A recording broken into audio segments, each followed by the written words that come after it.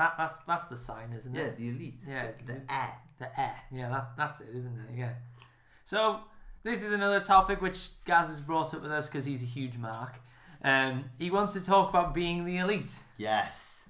So tell us about being the elite. If you're not I think there are a few dirty marks on the group. Not just Babble marks. Oh no, just the marks worldwide. Yeah. All over the world, from country to country. Obviously. Well, how long we'll keep referencing that? What, the British Bulldog throwing Shawn Michaels into the sea? Yeah. We've got to show it one time. We already have. We'll probably have it there now. We'll do it again. We're going to do it again. From country to country. Yeah. You're aware of the Young Bucks, who I believe are one of the best tag teams in the world and one of the only tag teams who are at the level they're at without wrestling in WWE. Yeah, it's insane. You know they've had tryouts. Oh yeah, but there's some weird stories to do that. We'll go into that another time. Yeah. They've got a YouTube show called Being the Elite, which basically chronicles their trips around the world, wrestling for all different kinds of promotions and stuff like that. It's kind of like, if you've never seen it, it's kind of like Up, Up, Down, Down, where Up, Up, Down, Down kind of brings back the curtain a little bit, and it kind of shows them just hanging out. And this is... Obviously, it's not the same because obviously they're not sitting around playing video games, but it's that kind of thing where it kind of gives you a little bit of behind the scenes of an indie guy. In its own right. Yeah, because it has a little bit of a storyline. Yeah, to it. And it's quite amusing. It's quite amusing because it just you get from watching it, you understand that because you got the Bucks, Kenny Omega's in there, the villain Marty Scurll's in there, Adam Cole, baby.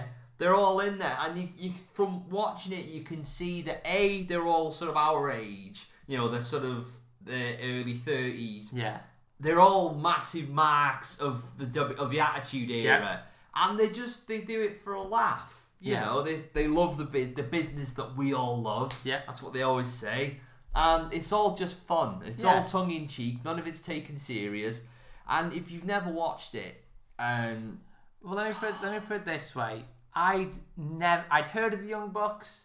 I knew sort of who they were because obviously they're the big talking point in the tag team scene in wrestling at the moment. And I'd never ever watched a match of theirs.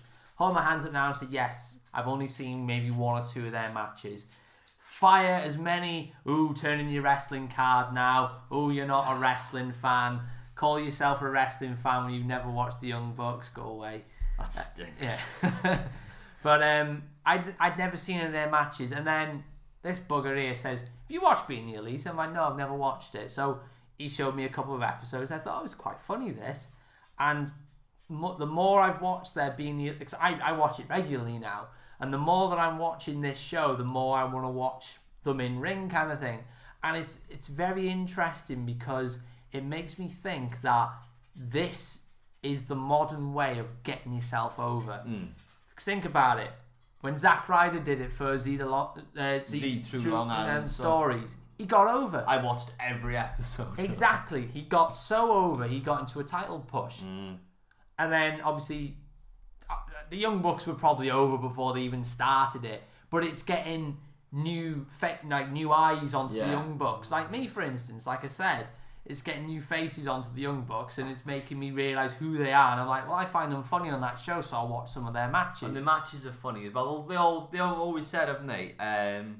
Our matches, we want it to feel like a big party. Yeah. It's a super kick party, and you're invited. Yeah, exactly. So they're just there for fun. Yeah.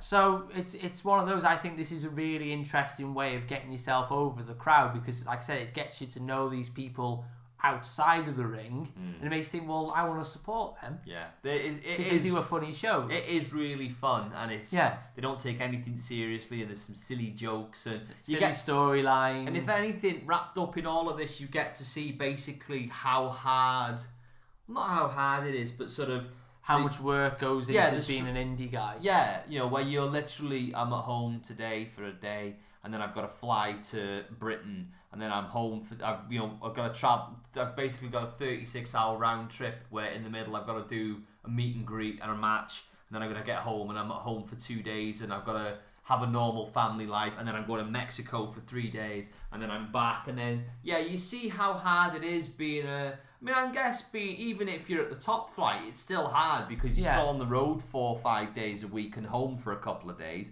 But it seems harder for the indie guys.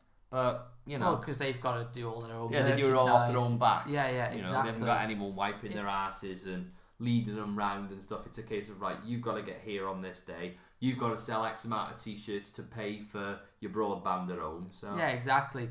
It kind of gives you an appreciation what those guys do. Yeah, definitely. So check it out. It's on YouTube. I may put a little button on here somewhere saying click here to go to the Young Bucks channel or whatever. But yeah, check them out. If you like what you see, then obviously subscribe and all that jazz. And if you're a new viewer of Being the Elite, or you go and watch Being the Elite because of us, leave a comment on their video saying Wrestling Babble sent you. Yeah.